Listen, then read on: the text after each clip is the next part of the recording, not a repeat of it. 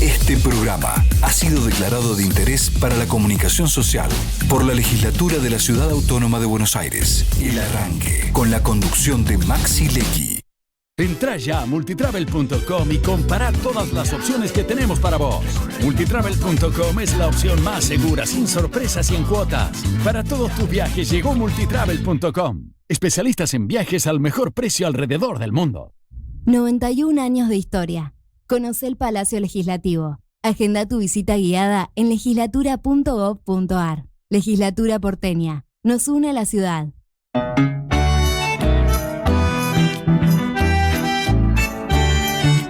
Yerba la buena, buenas historias. Yerba la buena, la vida se puso buena. Cebemos juntos buenas historias. Yerba mate La Buena. En supermercados, almacenes y dietéticas.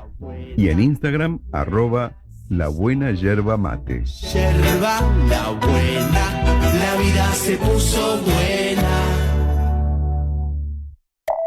En el 2023, Almirante Brown cumple 150 años y lo festejamos con obras históricas como los pasos bajo nivel de San Martín, Calzada y Longchamps, el viaducto de Ruta 4 y Rotonda Los Pinos, el primer edificio de aulas y la estación de trenes de la universidad y la nueva avenida Capitán Olivera. En este nuevo aniversario, seguimos trabajando por el Brown que soñamos y que nos merecemos. Todos somos Brown.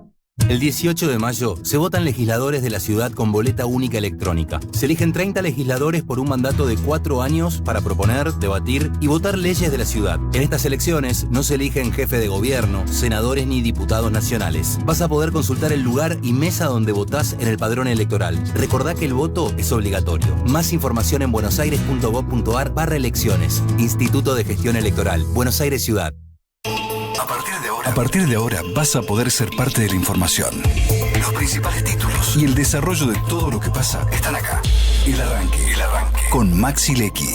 Política, economía, deportes, actualidad y todo lo que pasa con el mejor análisis. Encendé la mañana con Maxi Lecky. Esto es El Arranque.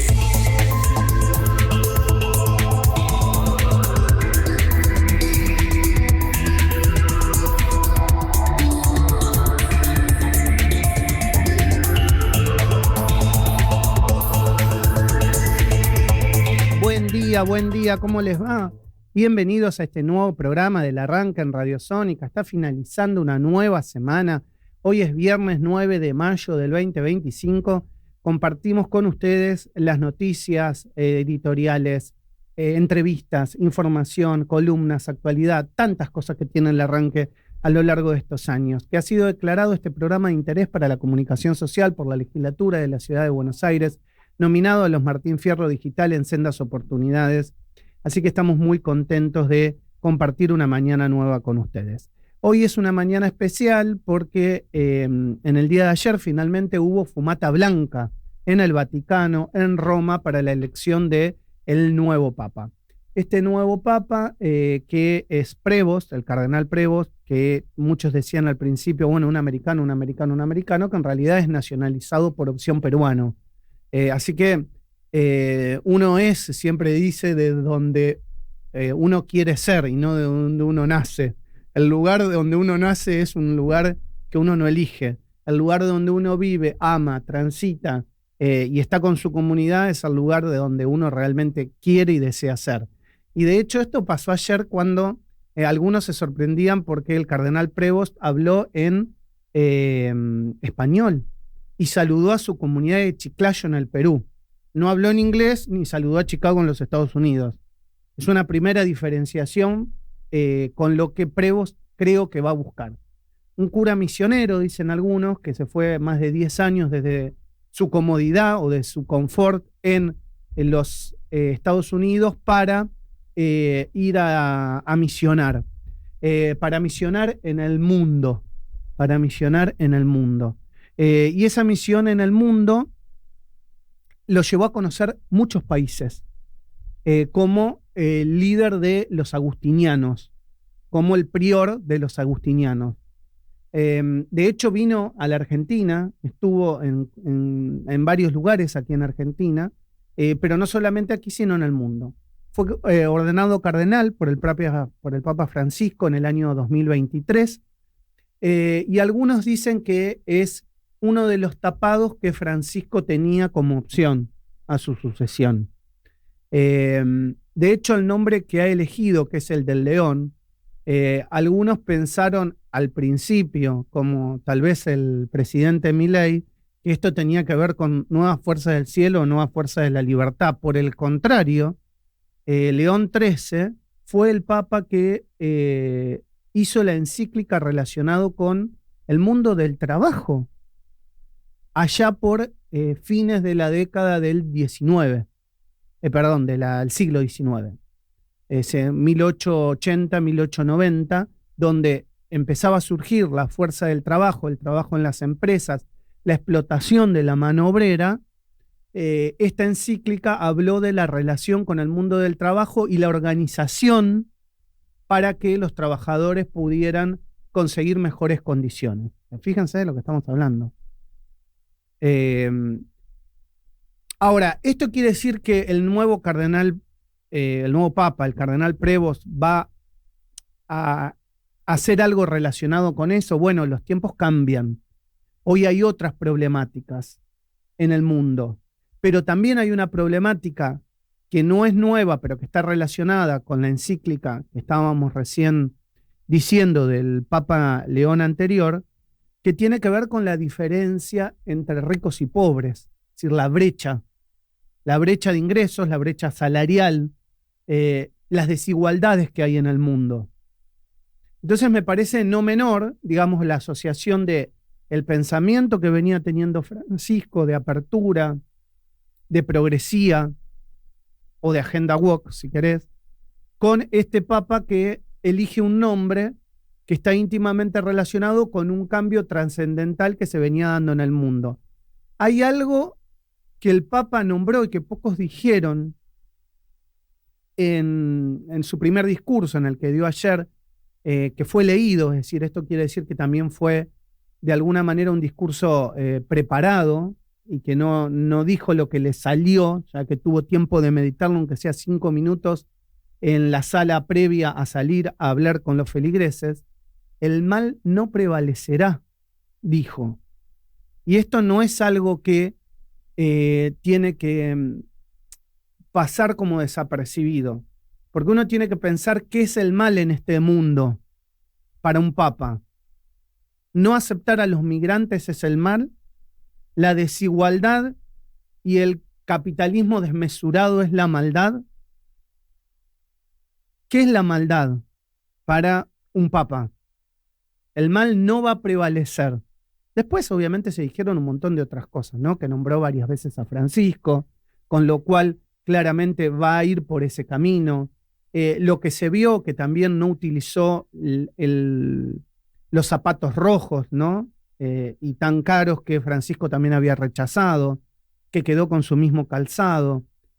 Una diferencia es sí que utilizó la estola, cosa que Francisco no había hecho, pero eso dice que algunos dicen que tienen que ver, aquellos que conocen a los agustinianos, por la ciencia y no por una cuestión de diferenciación, sino que eso tiene que ver con que los agustinianos son generalmente estudiosos de diferentes temáticas. Él, de hecho, es licenciado en matemáticas, para que tengan el dato concreto.